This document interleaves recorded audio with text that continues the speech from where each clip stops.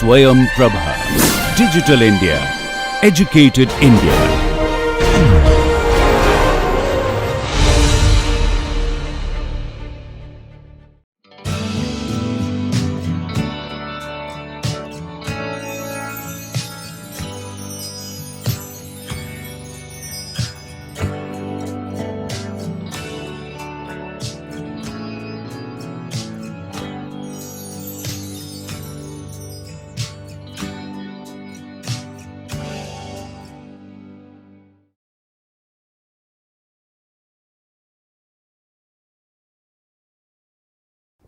Welcome all of you again for the second lectures on viscous flow through pipes, which is quite interesting for you if you are preparing for GATE or engineering service.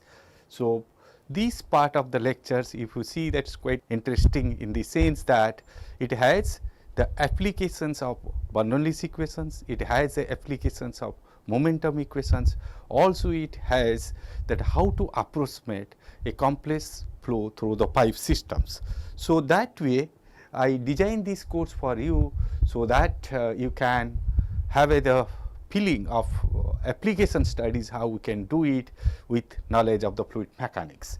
So, I can see that these are the books what I am following more details in for these chapters, but you certainly can have these two books which F.M. White and Sindel Simbala, they are the books at the higher levels, as you know we discussed earlier.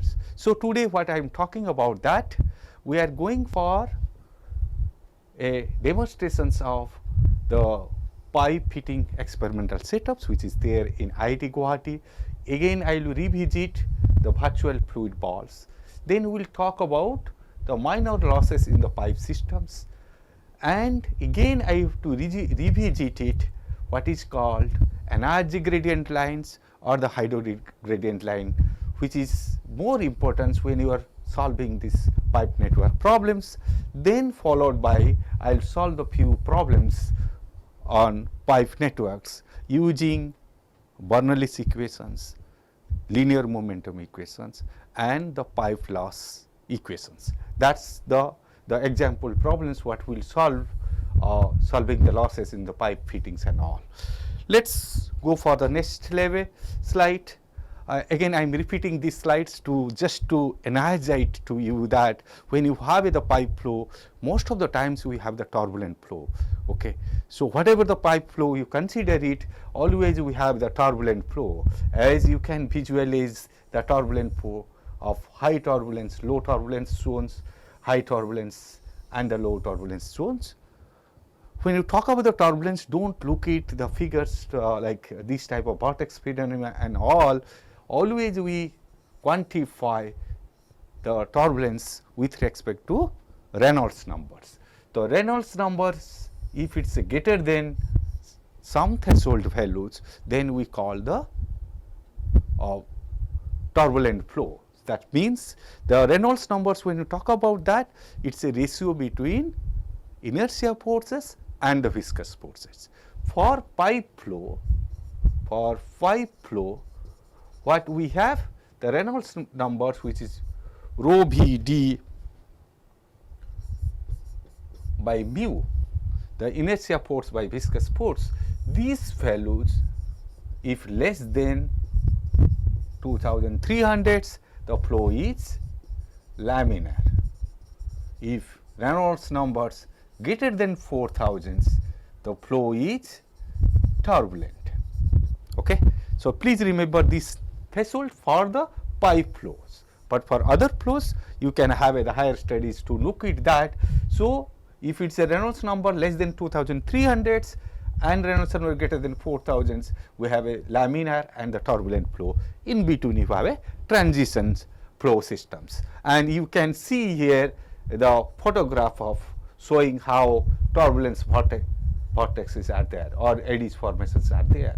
So, we can visualize that, and today many of the best fluid mechanics labs, they have the facilities to measure this type of turbulence structures, the quantified, that how much of energy dissipated because these turbulence structures. So, looking this is as just a introductory to start our things. Just I am taking one of the example of water supply schemes from L&T Construction's web page. You can see this, the planning of water supply systems. You just look it. So there is a source, there is the supply systems. There is a source points and there is a supply at the individuals, the house level. But for that, if you look at that, it will be a series of the tanks. What is it dedicate? The series of locations where you will have a augmenting the additional energy in terms of pumping the waters. The additional energy you want to give to the flow systems and store these waters. Then you have a second line of, again you have the tank systems. So if you look at these systems, which is look at the water supply system, is like a power grids. So when you plan this type of water supply systems, we need to know how much of loss is happening it, how much of pumping is requirement is there, how many overhead tanks are we should design it, what should be the network of these pipes, what could be the diameter of this pipe, and what type of pipe should be there. All these things, these complex systems, what we design it to make it so that this totally should have a the least energy driven system. Okay, that means it is a combination of pumping and the gravity flow system. So you will have a certain systems, you will have a pumping systems, then you have also the gravity flow from that.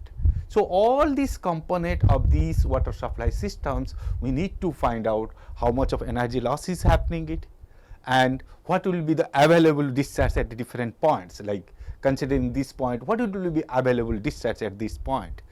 So these analysis, if you look at that, what we are discussing it, those are very preliminary levels. But when you design this type of water supply systems, there are commercial softwares or the free softwares are available, so that you can design these systems to know it at each point, what will be the available energy, what is the amount of discharge will be available. All these things you can quantify under different scenarios, like you have a summer water supply system, winter water supply systems, where you need different amount of the waters. So all the things we consider it, considering this basic the pipe flow what we are discussing it that. So with this note, let's go for the next slides. On the next slides, what I am showing it that how we conduct the experiments to quantify the how much of losses are happening, energy losses is happening it. So if you look it, we call major losses.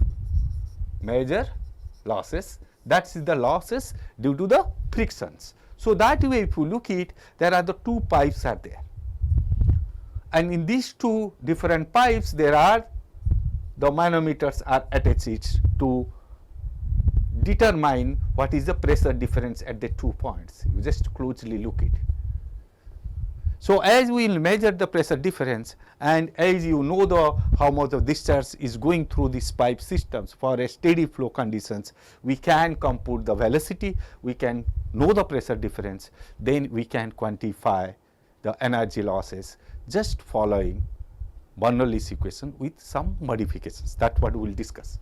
So basically these type of systems we have to quantify what is the amount of major losses, but there are minor losses, like this is the band is there a loss will be there, the band is here, there will be loss, here also we have the band, and there are the valves are there. So all these are called minor losses, as well as there will be the exist lost or contractions lost. All these loss components which are called the minor losses, that what in terms of energy, how much of energy losses when flows going through that. So those things also today we will discuss it.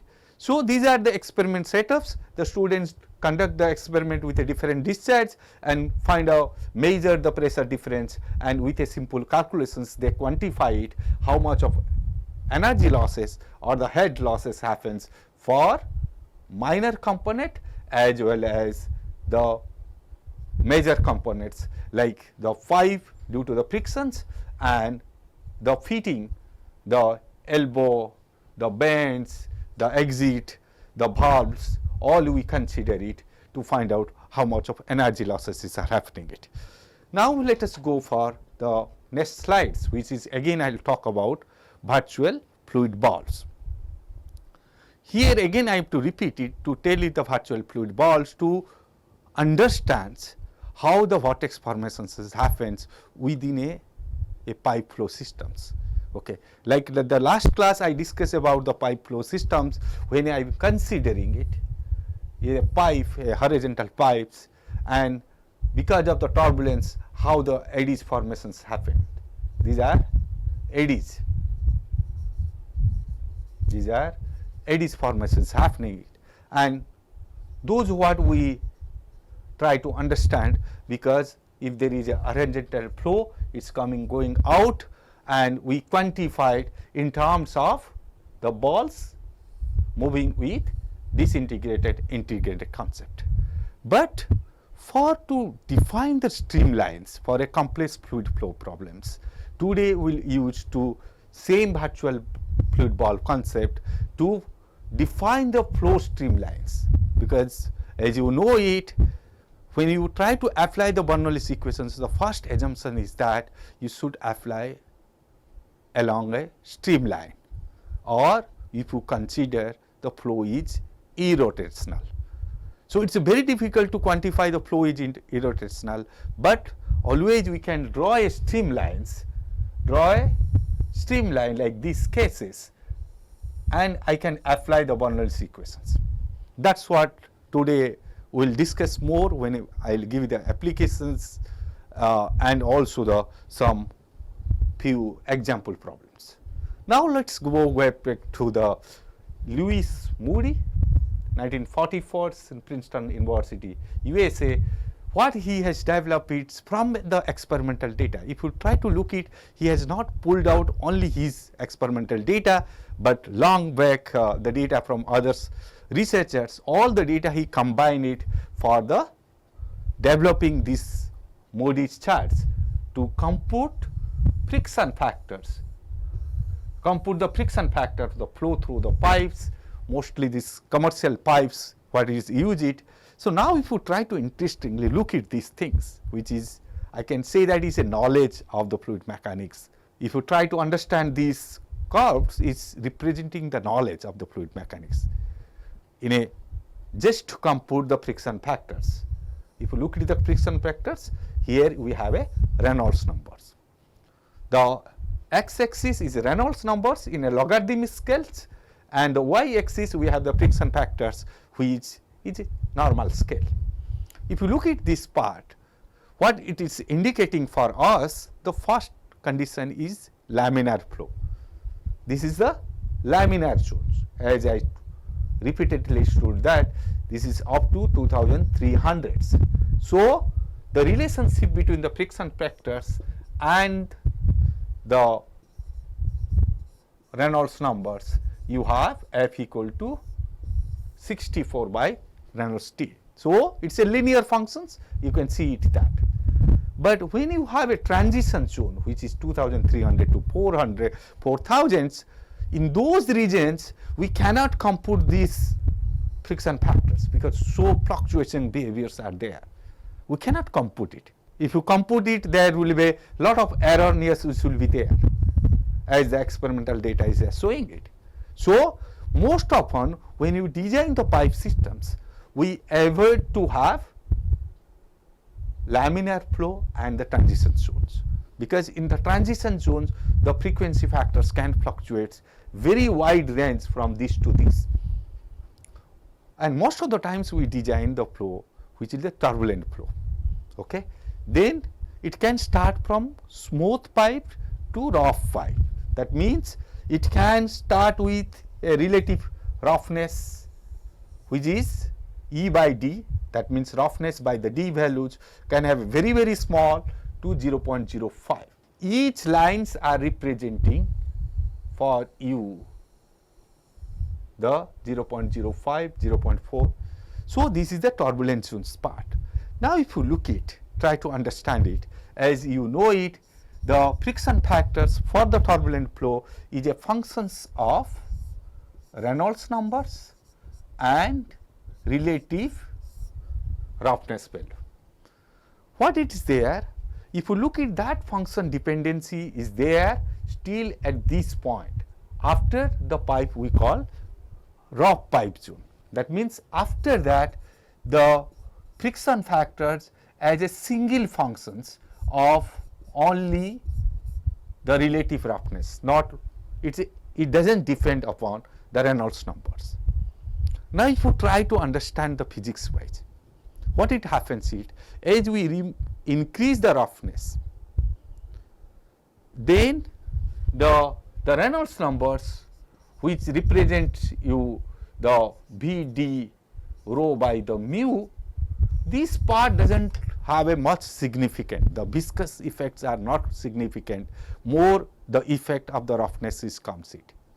The mu components not much significant, as you are going more the roughness, it becomes independent to the Reynolds numbers. That's the reason it's a constant, independent to the Reynolds numbers, it's just depend upon the roughness values. So we divide into two zones. One is a transition zone where the friction factors is depends upon the Reynolds numbers and the relative roughness. Now you try to understand it, that if you have it increase the relative roughness of and the higher Reynolds numbers, it depends upon the friction factors only these relative roughness, not the Reynolds numbers. These things you can conceptually just think it, that how the process happens it. I am just leaving to you. So these diagrams what is prepared from the experimental data, not from only from his data set, also the data set what was prepared from the artificially glued the roughness pipes in Germany. They are combining all the data, Europe data and the USA data. He prepared this map which still date mostly used, we have been using the charts to determine the friction factors, because once you know the friction factors, it's easy to compute energy losses. So once you know the energy losses, then you can quantify it, that what type of pipes we need it, what type of diameter pipe you need it, all we can link with the energy losses.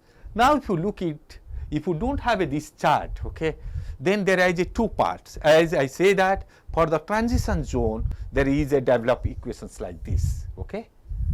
You can see that it is called implicit equations because the friction factors also here, okay. So we cannot directly compute the friction factor because it is a implicit equations which is there in both the sides, and it's also non-linear and implicit equations, okay. Because of that, nowadays we can estimate these ones, because there are a lot of mathematical tools are available like the Microsoft Excels and all. We can iterate it and compute it, what will be the F value if I know the E, you know the D, and if I know the Reynolds numbers. So we can compute it. It's not that difficult today's when you have a good computational facility with us. But when you go for the rough zones, which is, as I already said, that it has a functions of only the relative roughness factors. That's why it is defined it here. So you can use for this part for the transition zones. This is the part you can use for the roughness zones.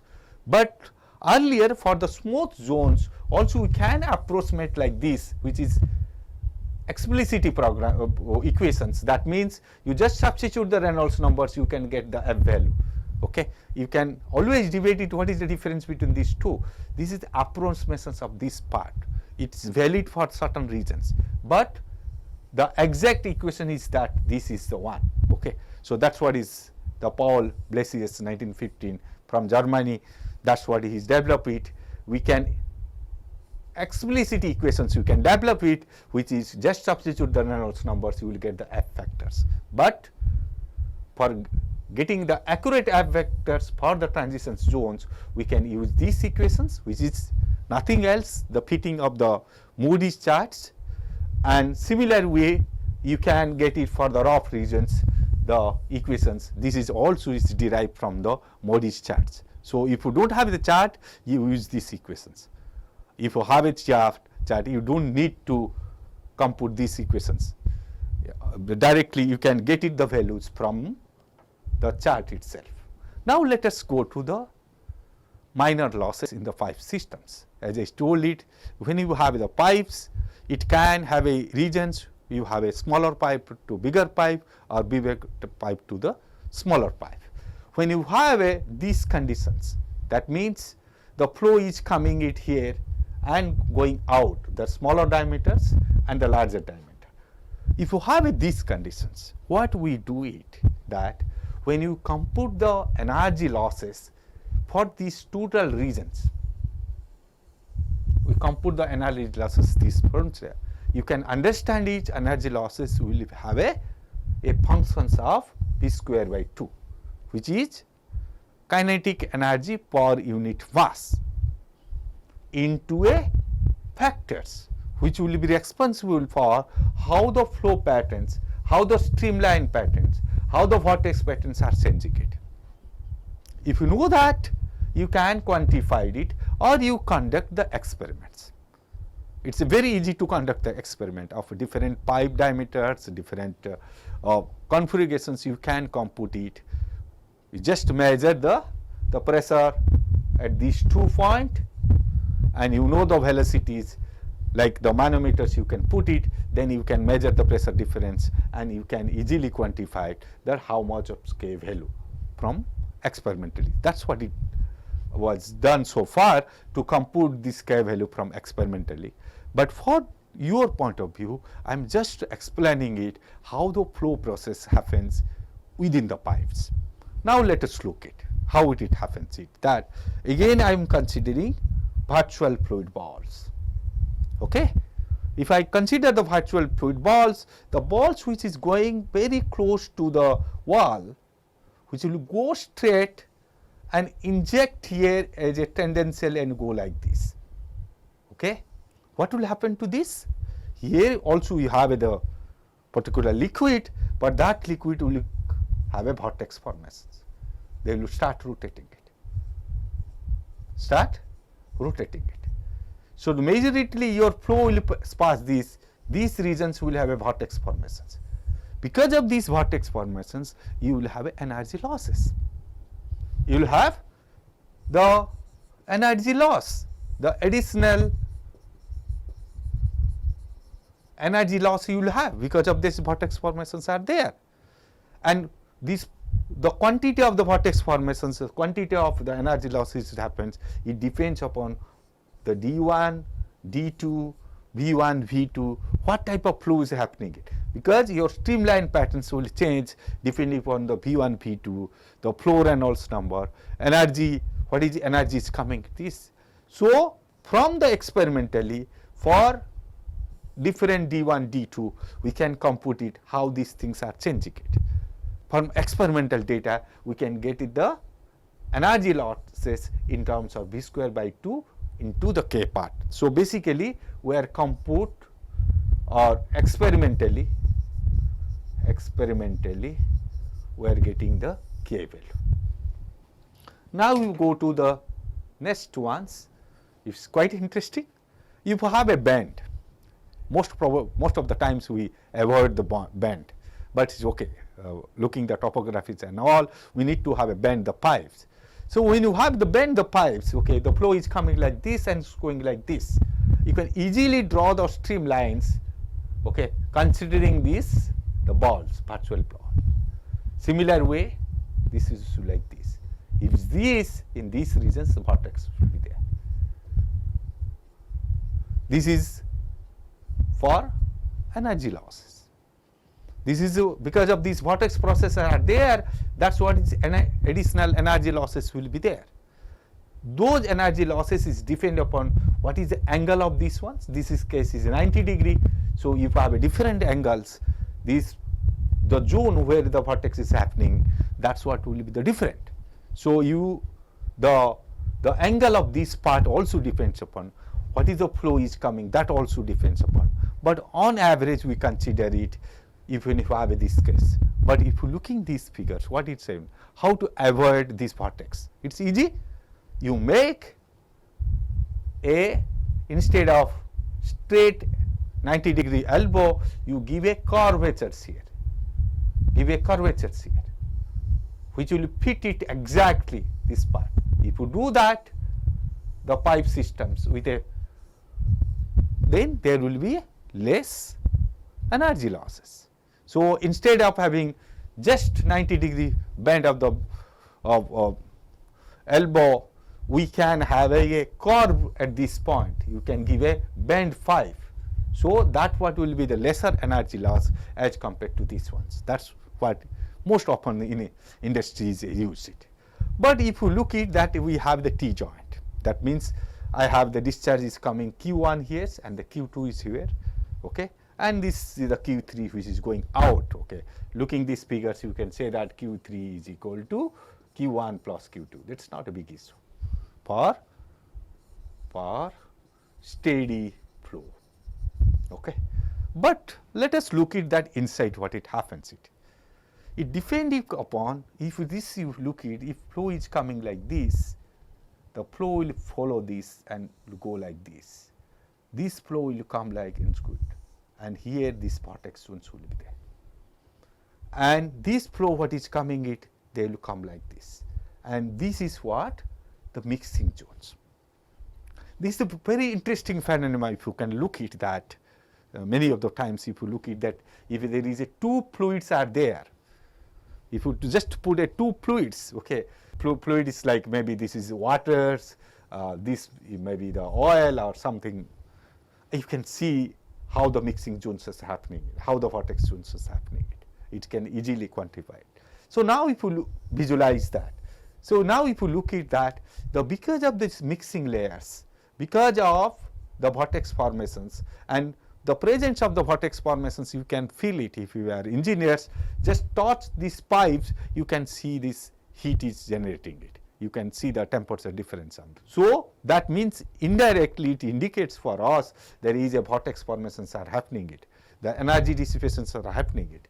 So we can identify which are the regions are the heat generating it, or it's so those regions you can identify, and also we can measure this vortex phenomena. And but more of the times we just try to look at that how much of energy losses is happening into this case, HL part, okay. So we can define in terms HL is equal to K times of V square by T. This K we can put it with the different configurations. That's already experimentally done it. So there are the table, we just follow it. But interestingly, let's go for these two systems, okay, which I intentionally putting to you that just look at these figures. One is expansions, another is contractions. The flow comes from this side and goes like this side. In this case also flow goes like this.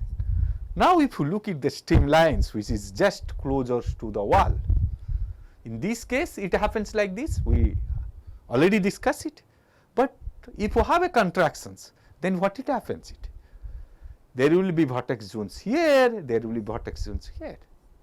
So you can understand it that more energy losses will happen when you will have a contractions, okay, when you will have the contractions. But in case of expansions, the vortex zones are the less. So energy losses in this case which will be much higher as compared to the expansion zones because of the vortex formations. But if you can make it the shape of like this, okay, gradually variations, or gradually expanding it, then you can avoid the energy losses what is going to happen because of this vortex in a similar way like this. But exactly to have these shapes is very difficult, okay. And as this in a pipe flow, we don't get a constant velocity, there is a fluctuating velocity, there is like the flow varies it, because water demand varies from the winter to monsoon to the summer seasons. So we vary the waters to design exactly the phase of what will be the shape of the outer streamlines are very difficult.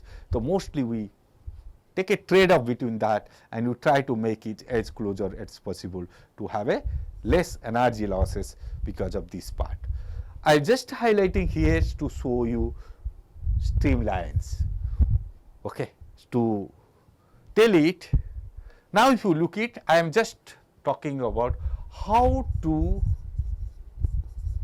use linear momentum and Bernoulli's equations, which is energy equations. So to apply these energy equations, what I should do it? I take a streamline. Along the streamline, I should apply the Bernoulli's. So most appropriate streamline is these ones. You take it this, because these are horizontal streamlines. So we can just know the pressure and the velocity, and modify the Bernoulli's equations, apply over these ones, not here or there. Okay. Similar way, if I am to apply the linear momentum equations or the mass of conservations, I should consider the control volume is much bigger than affected area, so that I can get it, this effect should not be there. So I can use this control volume to apply the mass conservation equations or linear momentum. Exactly same way I can use this control volume still up to this point, apply it. Please don't take the control volume like this, which is totally wrong, because you don't know it, these zones, what is happening it. So when you take the appropriate control volume, you should look it. That means you should look at the control volume where the streamlines are the parallels. Streamlines are parallel. In this region, the streamlines are not the parallels. So you try to avoid to draw these outer streamlines, find out the regions where they are not supposed to have the streamlines having any curvatures, the more or less the parallels. Like this case, if I draw the streamlines, all will be the parallel by the time we reach it here. These regions I can consider, this part, and this part anyway, it's not difficult for us because there is no flow boundary conditions. So to take a appropriate the control volumes, we should have a knowledge of how the flow happens it, how the flow behaviors are happens it, where the vortex is happening, where the flow lines, the streamlines are parallel. You consider that by visualizing this flow like this or this, then you try to look it. So what I do encourage you to that, whenever you get a problems, you try to draw the streamlines and find out where in the locations we can have a vortex formations. If you try to understand that or try to draw that sketch, then you solve the 20% of the problems. Another 20, I can say the another 20%, maybe 50% of problems.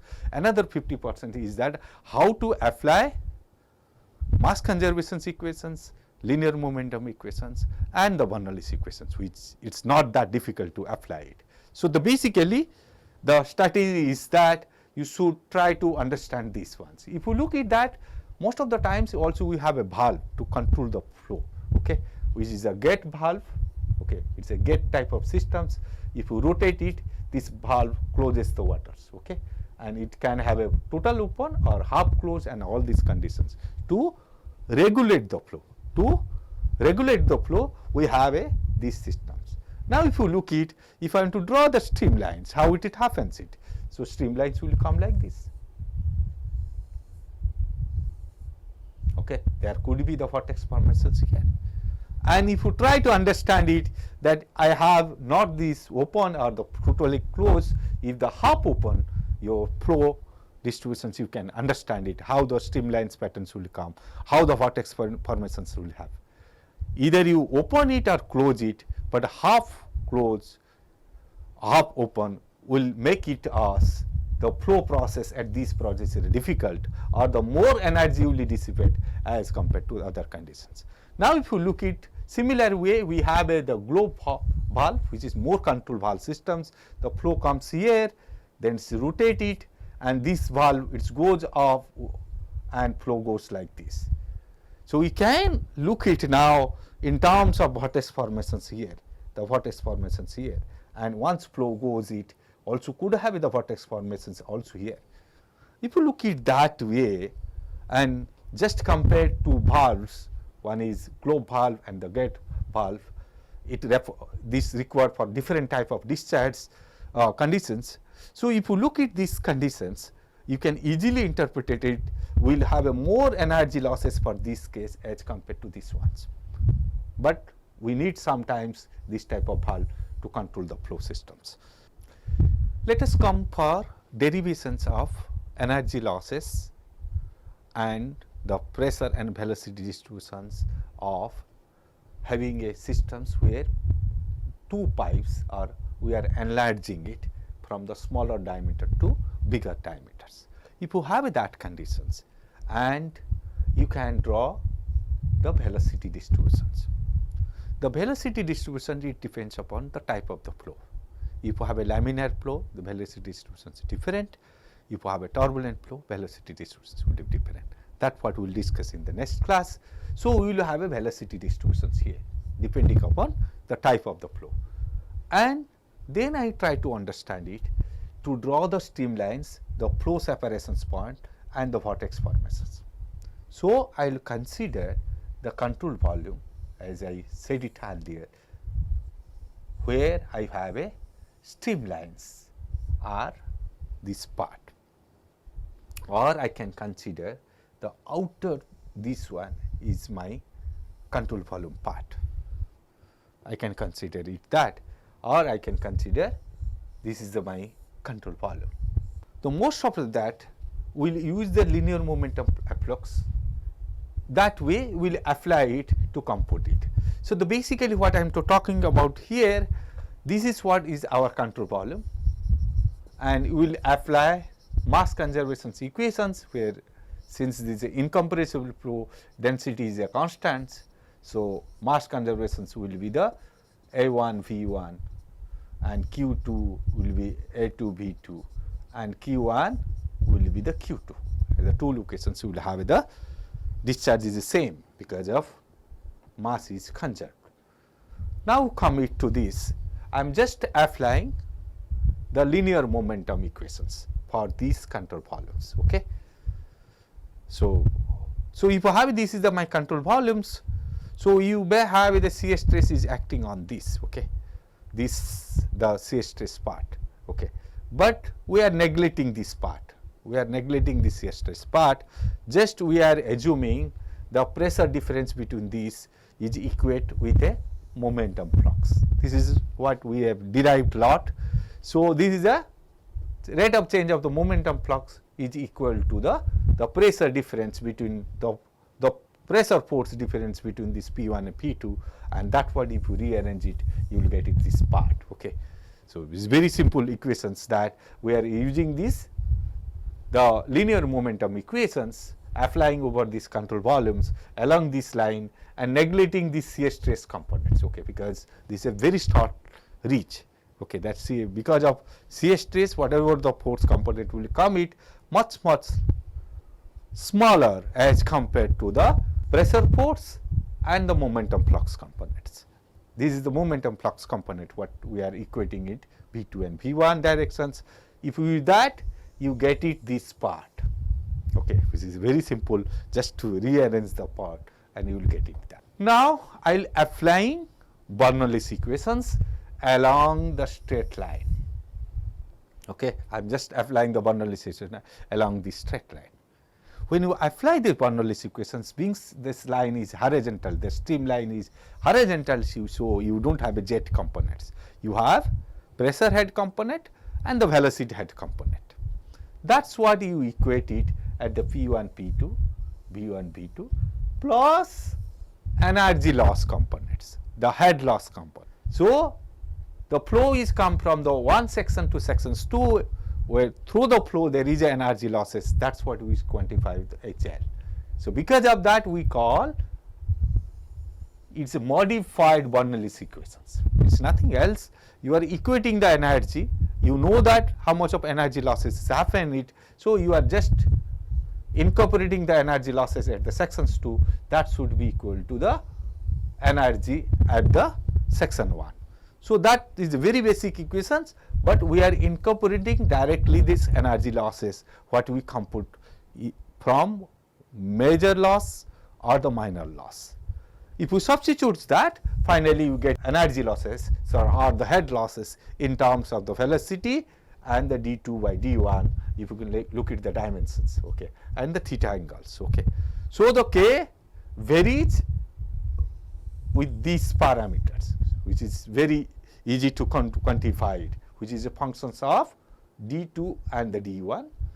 The same way, if you have a gradually contractions happening it or gradually analyze that, you can compute these values, okay, and sudden contractions happening it, you can have this type of calculations. You can get it with a simple applying these momentum equations. Now if you look at the tabular values what we have, and here I am talking about the head loss is equal to the k b square by 2. So this k value, how does they value it? First is gate conditions, which is 0.18 can vary up to 0.10 as the diameters increases. Same way, if you look at that gate valve, 0.18, 7.80. So we can understand it how much the globe valve and the gate valve, the energy losses will be there. It's much larger, but as you increase the diameters, it can reduce it. Similar way, you can have 90 degree, 45 degree, the elbow, you will have different quantity of energy losses. The 45 degree, we can understand it, it should have a less energy losses as compared to the, this is 90 degree. So if you have a 45 degree, you can draw the flow, the streamlines, vortex zones, you can understand it, the vortex zones will be the lesser as compared to the 90 degrees. So this is less as compared to this ones, this is less to this one. So what I am highlighting it, these are things you should understand from the tables. Don't look at the table, it's just data, we should use it to further things. But these tables give a knowledge to us how the flow patterns are happening. Similar way, if you have a T joint, you will have a different type of the energy losses is happening. So these are the experimental data to get it this energy losses coefficient of k, and if you know the v velocities, you can compute it. What is the minor loss or minus energy losses? Again, I am repeating it, this energy gradient line and the hydraulic gradient line, what we discussed just after the Bernoulli's equations. Now let us, I have the reservoir, okay, this is the datums. From the reservoirs, I have the pipe systems, okay, and there is a pumping system. So you can draw hydraulic gradient line, also we can draw the energy gradient line. The hydraulic gradient lines will have the jet plus the pressure head, okay, plus if you look at the velocity head, we will get it the energy gradient lines. So now if you look at that, as the pipe fluids goes down, you will have this drop of the potential head, that's what will be drop is there. Similar way, if you look at that, there is a pump systems which is increasing the energy. This is the increase of energy because of the pumping systems, and increase of the velocity, that's what will be making this energy gradient line. And if you can see, there is a slope, that is the major losses, what is happens it, the frictional losses, that will be represented to us the slope components. The major losses will be there. So any pipe flow systems, you can sketch it tentatively, what is the energy gradient line, what is the hydraulic gradient line. These energy and hydraulic gradient line talk us that how the flow patterns are happening, it where is how much of velocity of the flow, and what is the amount of energy is available at different points. Okay, so we try to understand the sketching this energy gradient line and the hydraulic gradient lines. That's what is important. See, because as I said it earlier, today pipe designs and all the things are necessary, but there are a lot of softwares are there, mathematical models are there, you can compute this, the design a pipe networks. But as a engineers, always you should look at the hydraulic gradient line, energy gradient line, then you try to interpret it, how much of velocity is there, how much of energy available for different conditions. So that interpretations we should do it, and we should always try to sketch this energy gradient line, the hydraulic gradient lines. And if you are good master in how to draw the energy gradient line and the hydraulic gradient lines, you could be a good designer, pipeline designers and all. So now let's come back to the questions, okay, the examples what we have. Okay, so the first example is very simple, is there is a pump, okay, and which moves this amount of the waters per second. That means discharge is given to us through a pipe diameter is given, is the pump discharge pressure is this much, okay, kilopascals. What must be the pressure of the flow entering the device at the position P, okay, that's need to be computed that. And there are pipe dimension of 800 meters, 322 meters, 800 meters is connected with a two junctions where you have energy losses. The K factor is given to us with a valve also, K factor is given to us. So we'll apply the basically we'll apply modified Bernoulli's equations and the energy loss equations, or using the Modi's charts. Based on these two, we can find out, if you know this pressure at this point, you know this total energy available at this point. If you compute the energy losses is through this pipe because of frictions, also because of the junctions and because of the valve. If I know the total energy losses on this, I know energy at this point, then I can compute energy at this point. Once I know what is the available energy at this B point, then we can easily find out what could be the pressure. That's not a big difference. Okay. So let's come back to so first as I say that we should have a modified Bernoulli's equations with the head loss components. Okay. Modified Bernoulli's equations with the head loss components. First what you do it, we should compute the flow Reynolds numbers. Okay. So here we are substituting within terms of diameters, and we are computing the flow Reynolds numbers, which is coming out to be so large numbers. Okay, this Reynolds numbers is much larger than 4,000. So the flow is turbulent. Flow is turbulent. It's not a big. Okay, so you can quantify it. What is happening? The flow at this value is much larger. This flow is turbulent. So we can use Modi's diagram for solving the problems. Okay, so that's this is the Reynolds numbers, and we are confirming it that is a flow is turbulent. Also we are trying to we will use the Modi's diagrams to compute in that. So this is a commercial steel pipe.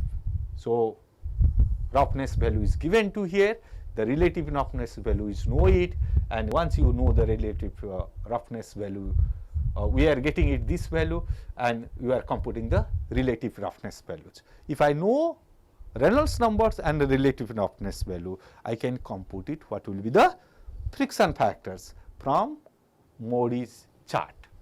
It's very easy. identify this approximately, which the curve will come there. You know this Reynolds number, computed that, draw the lines with matching that, then compute these friction factors. Okay? It's very easy. Using these Modi's diagrams, you can first identify with respect to the relative which curve we should follow it, but if curve is not there exactly, you can interpolate that curve and know the Reynolds numbers, interpolate this, then you get it the F factors, which is the friction factors we are getting it. So, once you know the friction factor, then the problem solving is quite easy. Okay. So, that means I know the head losses, that is what is computed here by substituting this value. There will be minor losses like bend losses, valve losses, the entry and exit losses, all the components. This entry and exit loss we do not consider here, only the bend loss and valve loss we compute it, which we have these values. If I are considering that, the loss components will get it, this much is the minor losses. Now, we are substituting Bernoulli's equations, the modified Bernoulli's equations to compute what could be the pressures. So, I am not going more details, as you can read this PPT to get it these details. So, once you know it, then you can compute the pressure. Just substitute the value, then compute the pressures. So, it's quite easy job now once you know that. Now, you take it the second problems, which has the GATE 2015 problems, is that the pipe of 0.7 meter diameters has a length of 6 kilometer, connects to the two reservoirs, okay, and the water level in the reservoirs is 30 meter above the water level of reservoir B. Okay. Halfway along this pipeline there is a branch, water is after the third reservoir C, then friction factors of the pipe is given, the quantity of the water discharge into reservoir C is given it, considering this accelerations due to the gravity is this value, neglecting the minor loss, the discharge into reservoir is what? Okay. That is what is the questions. If you look at that, you draw the sketches, that is a 6 kilometers, happen this D is given, and you have a 0.15, this is the discharge what is coming. If this is a Q amount of discharge, this will be Q minus this point. Okay. So, you know this part. You also know these two reservoirs having the elevations difference of 30 meters. That means, this much of energy loss has to be there, otherwise these two level cannot be maintained. So, when flow comes from this 5 of a Q amount of the waters, which is passing through this 0.15 on this, but total head losses, total energy losses from through these pipes should be the 30 meters. Then they do have the 30 meters elevations difference will be there, because velocity at this point and this point will be the 0. So, the total this value will be there, or I can say it will have some sort of the hydraulic gradient or energy gradient like this. So, we need to try to know it that what could be the Q value such way that we will have the energy losses of 30 meters when passing through this 6 kilometer long pipe. For that, F is given to us. Okay. We know this, the length, we know the F factors value is given. So, we just substitutes to compute head loss, because this amount is a Q amount of waters and this pipe will be Q minus 0.15. Okay. So, you will compute the head loss, that is what we have derived it, and you compute this head loss components. Sometimes we write in terms of Q, but or you can write in terms of V, that is not a big issue, and you can compute the energy losses in this should be equal to 30. That is what I was discussing. That is the key point of these problems. Okay. The energy losses of this sector and this part should have, this is Q amount of discharge is going, this is Q minus 0.15. So, you get it this value. If you solve it, you will get the Q value, and if you know this Q value, you can compute the QP. It's not this. The tricky of these problems, the hints of the problems are only these ones, nothing else.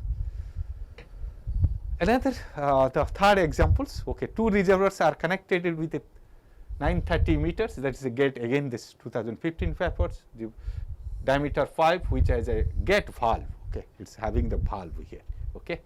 The pipe entrance is sharp, the loss coefficient is given it, the valve is half open, loss coefficient is also given, the K is given here, here also K is given. The head difference between two reservoirs is given it, again same problems, okay. Assuming the friction factor is given, acceleration duty has given, it's approximated here, and you have to find the discharge accounting all the major and minor losses. If you look at these problems, is exactly for the problems what we discuss it, nothing else, okay. Here we have a major losses and minor losses. All these losses will equate it to compute, find a total energy losses, which will be the 20 meters. That's the problem. The F is given, the K values are the givens. So you will write in terms of discharge and compute it, what will be the, we will use this energy losses, frictions losses, entry losses, exit losses, valve losses, all components are there, and if you substitute it, you will get the velocity and you will get the discharge. So the substituting value and all, you try to understand it, it's okay, it's not a very difficult task for you. And with this, let me finish these lectures with giving, acknowledging their contributions, having so beautiful PPT and illustrations for you, delivering these lectures of fluid mechanics.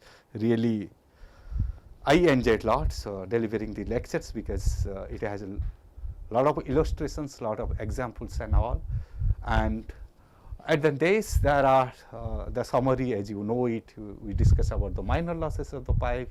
We also show you the experimental setup. We also derive that minor losses, how to this. More importance, you could energy in and hydraulic gradient lines which need to be drawn it, and also you can use the control volume concept and you try to understand the flow. It's not microscopically, also the gross characteristics ways. With this, let me thank all of you for this attention. Thank you a lot.